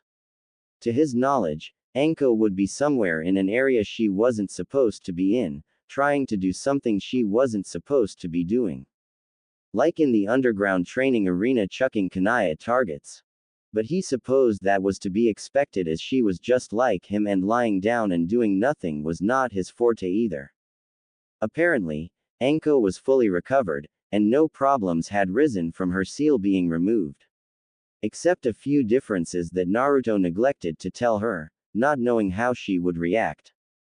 But watching Anko suddenly have loads of chakra suddenly appear in her chakra coils, enhanced hearing and healing, a rise in her metabolism and extreme stamina, he figured today was a good time to tell her. He had about 3 hours he could use dodging all sorts of weaponry she would throw at him after Tsunade broke to him what now had to occur. Should he even think about it now? Probably not. He should go and tell Anko that. Hokage Tower. Tsunade sighed as she brought up her next development she had to relay to Naruto. I recently did some test on Anko Mitarashi concerning her removal of her seal, said Tsunade as she looked at Naruto seriously. And? Asked Naruto impatiently as Tsunade loved to drag out answers. Well, apparently when you removed her seal, your chakra began to be used as a catalyst to replace the excess chakra remaining in her systems from Orochimaru's taint, replied Tsunade. Basically what I'm saying is, Anko has developed some, rather peculiar abilities from having your chakra inserted into her system. I've talked it over with the council. I wish I could change the final decision, but I actually agree with it myself, Tsunade slowly smirked. You'll have to. Naruto sighed as he made his way to the basement. Watching Anko hit those targets, he could tell this discussion will either be good. A shriek from Anko emanated from her throat as a kunai made a hole right through the target. And kept going. And planted itself into the wall. Yes. Good. Or painful. Naruto jumped as Anko hopped onto him, her unexpected weight carrying them down to the floor with Anko straddling him and her face inches from his. Naru-kun came to visit little old me. Oh how excited this makes me. Said Anko with a playful grin. Inside though, she really was happy to see him, but she refused to show vulnerability to him any more than she needed to. Though, his influence and talks convinced her to at least change her outfit. She now wore a bra. That had taken at least 2 weeks for Naruto to get that done. Oh the blood loss and mostly long-sleeved white turtlenecks with purple ninja slacks. This was her primary outfit seeing as how she was still on the inactive duty list. Though with the way she was feeling, she was sure she would be on there for a little while. She did not know how to tell Naruto, or anyone, but lately she had begun throwing up in the mornings and missed a very vital part of her femininity, which made her feel a bit anxious and nervous, scared and unsure of herself. Lately she had begun feeling moody towards anything moving, and it had brought her to getting a check-up by Tsunade herself. She really did not know how to tell the news she had received to Naruto. But seeing as how Shion was out shopping for a bit, Anko felt that this was the best time to let him know of her discovery. Hey, Naruto Anko. I think They both stopped suddenly as they realized they both had something to say. You first. Naruto said. Anko closed her eyes and sighed before pulling herself off of Naruto, but still sat on him, curling up on his lap as Naruto leaned his body up to accommodate her weight, which made Naruto ecstatic as he was beginning to feel a bit excited at her being there with her legs around him. His eyes glazed a bit at a sudden memory before focusing on the current situation. Naruto. I've begun to feel different. Anko said silently, trying to find words to explain what she had to say to him. I've been throwing up in the mornings and my body has begun to feel really weird. I feel stronger and my chakra has seemed to get stronger. Things I used to never want to do and crave, I've begun to do with more desire. So I went to Tsunade to find out what's wrong with me. Naruto, thinking that he already knew what was wrong with her, decided to speak up to let her know that he already knew. Sadly, Anko wanted to speak her revelation as well, resulting in And you now have a bit of the Uzumaki bloodline. And I'm pregnant. That. Naruto's eyes went from reassured to shock, and so did Anko's. It was like a ticking time bomb in the Namikaze training arena. But the bomb just went off. Hokage Tower. Fought. Tsunade was silent before she chuckled silently. Her chuckles changed into laughs. Before her laughs made her lean her head back to the ceiling, and a loud guffaw emanated from her throat as she finally slowly got back at years of pranks from Naruto. Raising a glass up as if giving a toast to herself, Tsunade grinned. To revenge in the future of Naruto, may he live prosperous with his decisions as they all come to him at once. Tsunade would drink to that. Namikaze training ground. Naruto was shocked. How? When? Why? Who? How did this happen? When did she find out? Why did she tell him now, and who told her that? Naruto thought back to that one night. That emotional turn of events that changed their friendship to more than friends without either really knowing it. Flashback no jutsu. Naruto came in from another quick escort mission to Waterfall and was rather tired from the long journey. He had gone non-stop to the village, and all he really wanted was a good night of sleep. But some sniffles brought that thought to smithereens as Naruto made his way up the stairs and followed his ears to the sound he had been hearing. Coming up to the door of the guest room, with the door left ajar, Naruto silently opened the door to find Anko curled up in fetal position, softly crying herself to sleep. Silently approaching her, Naruto put one hand on her leg softly, making her scream in fright and jump up in fear, only to see it was Naruto. Wasting no time, Anko lunged into his arms and cried louder, letting her emotions run out. Naruto held her in his arms and led her to his bedroom before sitting down on the bed, his back on the bedstand, patiently waiting for her to stop her tears as he ran his fingers through her hair. After an emotional couple of minutes more, Anko was finally back in speaking conditions. Another nightmare? Naruto asked silently. Anko nodded into his chest. Well, all you had to do was call for me. You know I would have been here in a matter of seconds, Anko-chan. No delay, whispered Naruto as he continued to offer himself to her, being the shoulder for her to cry on. This was the fourth time that she had been scared of nightmares. Coincidentally, every time was when Naruto was away. On a 3 times she would send for him and he would arrive not an hour later. Usually she would be sleeping in his arms as she had become getting used to. But tonight was something else. Slowly looking into his eyes for reassurance, Anko found more than she bargained for as she found Naruto also silently crying. And that made everything to her clear. She had found the one person she had been yearning for in life. Someone willing to be there for her, care for her, love and cry for her. She refused to not let her feelings be shown. She let all her fear fade away. Slowly she grasped his Junin jacket, pulling herself up and putting her legs around him. She stripped his Junin vest off, Naruto too scared to move. He had never seen her act like this. What was she doing? Anko tossed his flak jacket aside and then removed his undershirt, a navy blue turtleneck. Looking him into his eyes, Anko wanted to convey her feelings with words, but decided that actions would be better. Softly she kissed his lips, and electricity ran through the duo's spine.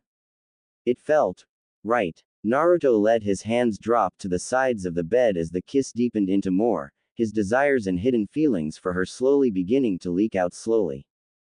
Unknown to both, Kyoshi closed the door with his tail, yipping in approval. Naruto placed his hands on her back before kissing her forwardly, making her fall on the bed with her arms locked behind his neck. Removing her shirt between kisses, Naruto breathed before taking it up another level. They lost themselves in a night of passion, desire, lust and fiery emotions as they tossed and turned into the night, pleasuring one another with actions they both did not think they had in them. They made love into the morning, just to fall into it again by night. That was the night their friendships began to relate. Naruto suddenly knew what occurred and smiled at Anko, who thought he would lash out against her and the baby. Well, I suppose the only question I have is, do you want the child to sign the snake contract or the toad contract? said Naruto softly as he pecked her forehead. Anko smiled and closed her eyes as tears leaked down her eyes. You brat. You crazy snake woman. Anko grinned evilly as she sniffled. But you're my brat, she said as her voice cracked. And you're my crazy snake woman, Naruto confirmed as he kissed her again, the two of them falling to the floor in another feel of emotion, bliss and passion. 5 hours later, Naruto, fully dressed for the mission to Suna then Spring Country, left a note by Anko's head on the bed as she slept peacefully. Maybe it was wrong for them to be doing what they did and not be married, as that was what Naruto always believed would be when he would want to start to have family, but he had no doubt now that despite what people thought, Anko would be a great mother for the child to come. Leaving a kiss on her forehead, Naruto made his way down the stairs, to where Shion was awaiting him. Naruto inwardly cringed. After a few weeks of having Shion and Anko argue between one another, Naruto finally sat Shion down and explained to her some very key things that could not continue. As such, Shion slowly began to sort out her differences, and her and Anko actually became good friends despite the jealousy Shion felt seeing Anko hug up on Naruto so freely. But that was not to say Shion didn't get her own time to spend with Naruto. Naruto would take her all over Konoha, to the parks and even the playgrounds sometimes to talk and just enjoy being in the company of one another. But she would not be giving up in her pursuit of Naruto's heart. Pregnant Anko or not, stopping in front of the girl, Naruto looked at her seriously. Please take care of her, Shion, as taking care of her would be the same as taking care of me, said Naruto with determination and trust lacing his words. Shion would have been heartbroken to hear how Naruto addressed Anko, but she was way too adamant and in love with Naruto to let his words mean that it was over in the race for his heart. Slowly wrapping her arms around his neck and kissing him softly, Shion let go and whispered her reply. I will, Naruto-kun, and when you come back, you can let me physically take care of you, she said, which would have sounded seductive to any man, but after getting to know Shion, Naruto knew she meant everything but that. I'll be back soon, Naruto said with finality. I'll be waiting. Naruto grinned a smile that made her heart beat faster before pecking her on the cheek and disappearing in a yellow flash. Shion held her heart to her chest as she sighed in bliss. I'll never give up, Naruto. You are the only one for me, Shion said to herself.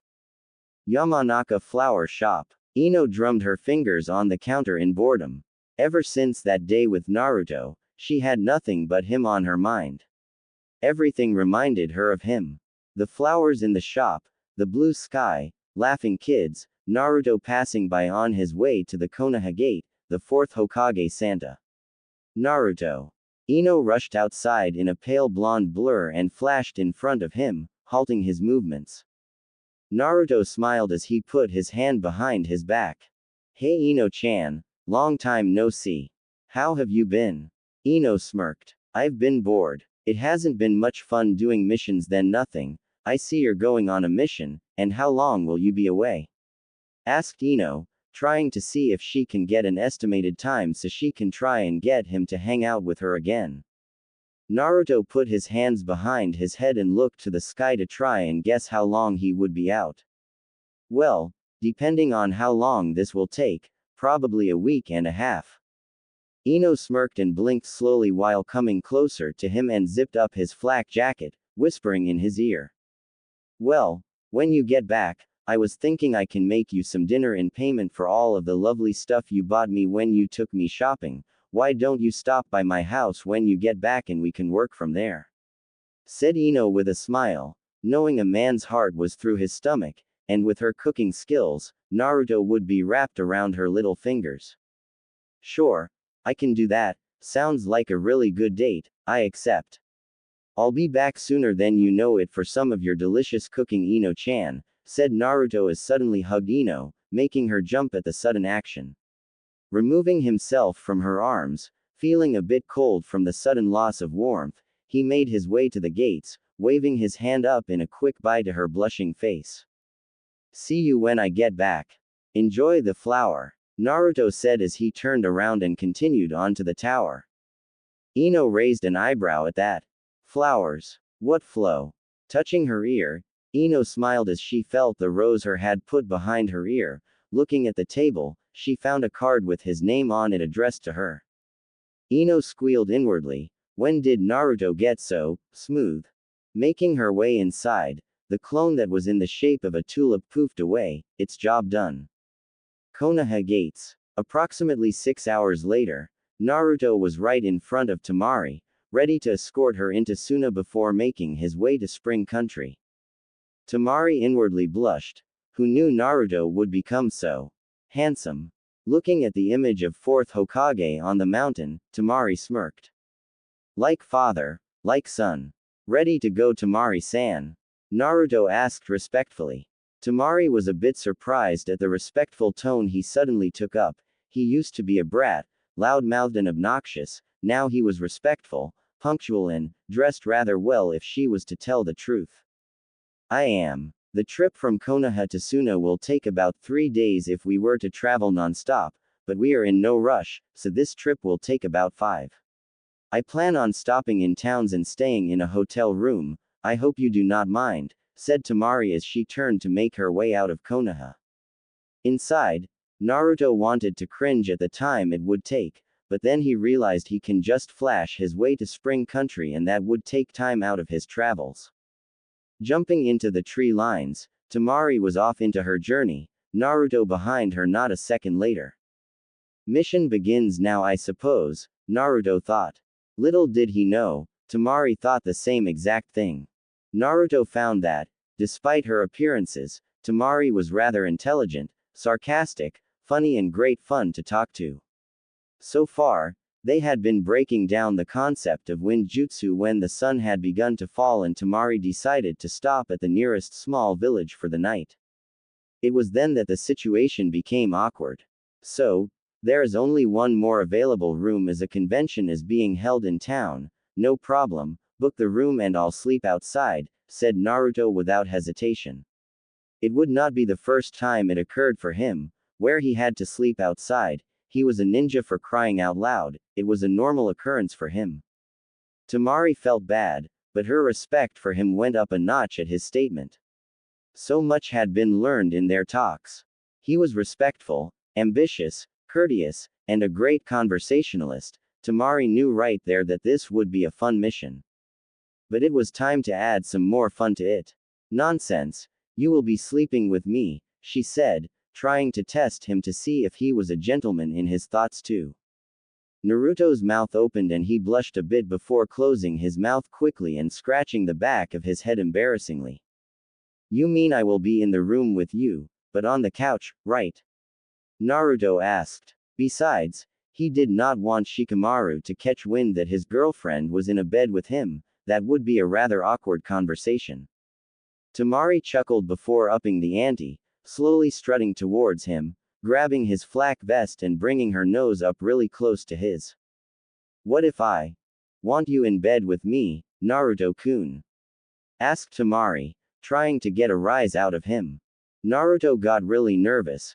Gaara would be after him, not to mention Kankuro and Shikamaru. What was he to do? I don't think that would be a good idea. I mean, wouldn't Shikamaru get mad? Temari raised an eyebrow before getting what he meant. Laughing at his nervousness, Temari answered him. Why would he get mad at me sleeping in bed with you? We aren't together anymore, Temari added as an afterthought. The two had decided a while ago that friendship would just be better off. Besides, what she was currently doing she willingly volunteered to do for her village, though Naruto probably did not have a clue what the real mission was. Continuing on her teasing, Temari slapped some Ryo on the desk while still staring into Naruto's confused eyes. My husband and I will take that final room, and I suggest you not bother us and get the best noise-canceling device you have yet. Temari smirked at Naruto and whispered to the hotel attendant. I'm a screamer. Hotel room. Temari chuckled at Naruto's depressive face as a cloud rained over his head as he mumbled about how the hotel attendant now thought they were a freaky couple, how he thought she was taken the whole time by Shikamaru and why she teased him so unexpectedly. Temari sat on the bed and crossed one leg over her other, Putting a cute pout on her face, she decided to keep the charade up. But Naruto-kun, what if I wasn't playing around? What if I told her I'm a screamer for a reason? Don't you want to find out? She whispered seductively. Naruto's face became redder again. What are you talking about? Naruto stuttered as he backed up against the door in shock. Why was she messing around like this? He couldn't tell if she was serious or joking, and it was making him a bit nervous. Okay, so her and Shikamaru were no longer dating. He was sure her boyfriend and Gaara would kill him if he was to get involved with the Wind Mistress. Temari stood up and slowly walked towards Naruto, a cocky smirk on her face. Each step felt like an eternity to Naruto. His breathing was getting heavy as he felt his mind and blood working against him. She was getting him worked up from just a mere walk. She was so confident in her movements, sure of herself and powerful. It was as if she knew she could get what she wanted with little effort.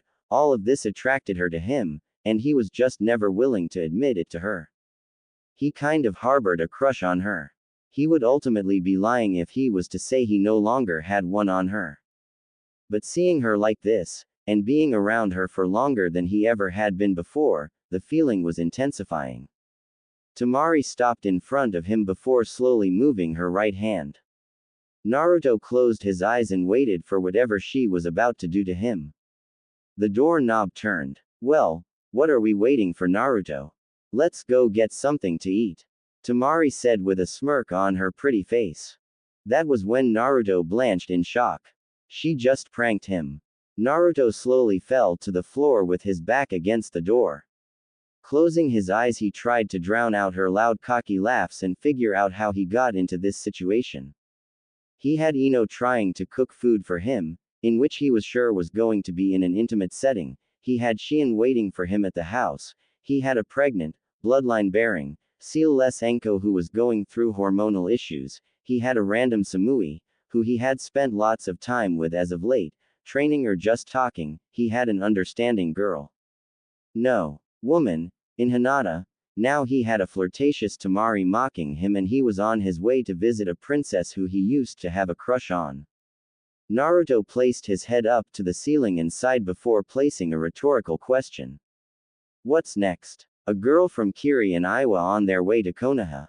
Naruto suddenly felt a shiver go down his spine and decided never ever again to ask for anything more than what he already had.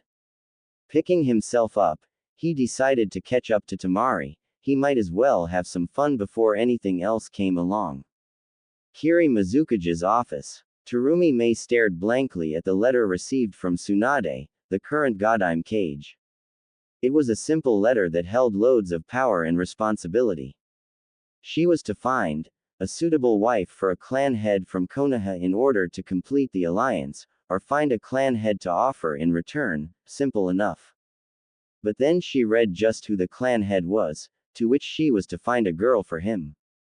And an evil grin slowly rose on the face of Mei as she called for her guards, letter slowly turning into flames as her bloodline went through it. Get the carriage and guards ready. Mei giggled as blood dripped out of her nose. It's time to get me a man. Iwa Village. Onoki ducked behind his desk, his son right next to him as countless books and chairs went flying around the room. If he had known that Kuretsuchi would generate such a fuss about being signed up to get married to a Konoha heir as the final piece of their grand alliance, he would not have told her at all. He would have simply gave her a scroll and sent her off to Konoha and let Tsunade deal with the irate Junin girl. Kuretsuchi, calm down, you don't even know who the person is, said Kitsuchi among the ruckus, lifting his head up to try and placate his daughter. Only to throw himself back to the floor as a chair crashed against the spot his head was at, the edge of the table being chipped off. How dare you sign me up to be married off like some weakling from a Konoha clan? There are countless kunoichi who would have fit the bill. Now you're telling me I'm to be married to, too. Kuretsuchi looked at the scroll in her hand before calming down.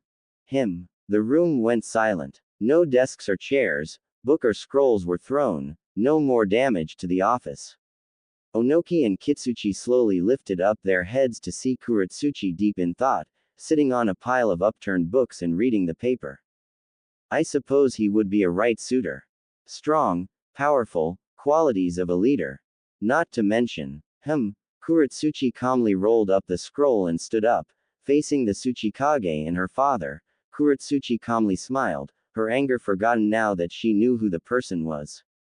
When do I leave? Onoki's sweat dropped. Females. I will never understand them, thought Naruto, his hands full of bags that were not his, who knew that, just like Ino, Temari was a heavy shopper, the only difference being she knew how to spend her own money. Guess she was more independent than most kunoichi. Which was refreshing as Naruto's frog wallet could live another day. It was then that Naruto just remembered something he had found specifically for the girl in front of him, buying up diamonds from Iron Country, a satisfactory gleam in her eyes. Hopefully she'll like it, Naruto thought to himself. Suddenly he bumped into someone, apologizing profusely, his breath hitched as he looked at a really beautiful girl. She had a heart-shaped face with long dark hair stopping at her mid-back, her eyes were brown and her face was flawless, not a pimple, not a cut, nothing. She was wearing a simple dark green shirt with a red skirt that stopped at her ankles, all around the skirt were blue flowers, and on her feet were brown sandals. She was carrying a bag filled with contents that let Naruto know she was shopping. But it was the look in her eyes that made him nervous. Sorry for bumping into you like that, Naruto said kindly, feeling the eyes of Temari on his back as he addressed the girl. The girl smiled and held onto his arm softly. It was my fault, I should have been more careful, I hope you're not injured, if you are, I can patch you up in my house, said the girl innocently, but Naruto had been receiving wishes like this from women for years since the pain invasion, he'd be foolish to accept this. Oh, heh, I'm fine, thanks for the off. Is something wrong Naruto-kun? Temari asked with a hint of something extra in her tone and voice. Naruto was pretty sure this would be a great time to get back to the hotel as Temari looked to be finished with her shopping. Nothing, Temari-san, I'm fine, this lady here was just apologizing as she bumped into me. The girl nodded. Yes, I was just telling your boyfriend that if he was injured, I'd be willing to help patch him up at my house, said the girl in a tone that also indicated another, extra meaning to it. Temari smiled, but her grin was reminiscent of Sai as she grabbed Naruto by the arm. Well, we thank you for the help, but we must be going off now, sorry that Naruto-kun here is so clumsy, won't happen again. Bye, said Temari swiftly as she walked away, still holding onto Naruto's arm, her hand slowly slipping down to grabbing his hand. Naruto said nothing, because he knew two things now. 1. Temari was jealous for some odd reason. 2. She wanted to hold hands, specifically his hand because she was the one that slid her hands into his. 3. She wasn't flirting back in the room as much as he thought she was. Naruto inwardly smirked. I think it's time to even the odds Temari-chan. Hotel. Back in the room, Naruto watched as Temari put all of her purchases into a huge storage scroll. Deciding now would be a good time as any, Naruto interrupted her by grabbing onto her wrist before she could grab another item. Temari-san, I actually just remembered that I had found something for you a while back, since I have the time to give it to you, I figured I let you have it right now, said Naruto as he went into his hip pouch and whipped out a very small scroll with a kanji for gift on it, softly putting it into her hands. Naruto slowly sat down on the bed. Open it, Naruto said with a grin. His grin slowly widened as the smoke expelled from the gift and the scroll dropped. In the smoke a silent gasp and whispers of, no, he did not get this for me. How did he find this? I've been trying to find one for years. Came from the smoke. As it cleared, a battle fan was seen. The design was rather simple as the metal outside had symbols of 5 elements, it's when you opened the fan that it got a bit different. There were 5 flaps, within each flap was a seal with a different element. The fan was the rarest of all fans as when you channeled chakra through the fan with the element out, the wind would become powered extra with the specific seal. People killed for a fan like this, but only 3 were made in existence. This one just so happened to belong to a wind maiden Naruto had met a while back. She was slowly fading away into the next life and decided to give the fan to Naruto, saying he would know who the rightful wielder the fan belonged to. Naruto chuckled as the fan blew some wind with each open of the flaps. Seems as if you are the correct wielder, said Naruto as he stood up and made his way to the bathroom. Welp, I am going to shower and prepare to go to bed. I hope you enjoy your. Naruto had to stop as Temari flung herself onto his back and the two collapsed on the bed. As Naruto turned around, Temari hugged him excitedly before getting off of him, unknowingly straddling him. She continued thanking him over and over for the present, to which Naruto said it was nothing. No, Naruto, you don't understand. This was a clan artifact. It's been lost for years. This. I have to repay you for this. Temari said resolutely. Naruto smirked inwardly as he began his prank.